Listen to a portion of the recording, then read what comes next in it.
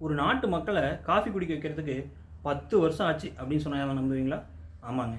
1970ல் Nestle அவங்களோட coffee பிராண்டான நெஸ்கேஃபேவை ஜப்பானில் கொண்டு வரணும்னு நினச்சாங்க. அவங்களுக்கு தொடக்கத்தில் நல்ல வரவேற்பு இருந்தாலும் அவங்களால தொடர்ந்து அந்த ப்ராடக்டை சேர்க்க முடியல. என்ன காரணம்னு பார்த்தீங்கன்னா, ஜப்பானில் வந்து டீ கல்ச்சர் தான் மேலோங்கி இருந்துச்சு. அதை தெரிஞ்சுக்கிட்டு அந்த நேரத்தில் ரபேலா அப்படின்னு சொல்லி ஒரு சைக்காலஜிஸ்ட்டாக அவங்க அப்பாயின்ட் பண்ணாங்க. அவங்க என்ன கண்டுபிடிச்சாங்கன்னா, ஜப்பானில் குழந்தைகள்ட்ட இருந்தே வந்து இந்த காஃபி கலாச்சாரம் இல்லை, அதனால் நம்ம பிராண்டை கொண்டு போய் சேர்க்க முடியலின்ட்டு அவங்க வந்து காஃபியை சாக்லேட்டில் கொடுக்க ஆரம்பித்தாங்க. அதுக்காக கிட்கேட்னு ஒரு பிராண்டை உருவாக்கி அதில் கொடுத்தாங்க. அதன் மூலமாக அவங்க 10 வருஷம் கழித்து தான் தங்களோட நெஸ்கேஃபே அப்படிங்கிற பிராண்டை வந்து இன்ட்ரடியூஸ் பண்ணாங்க.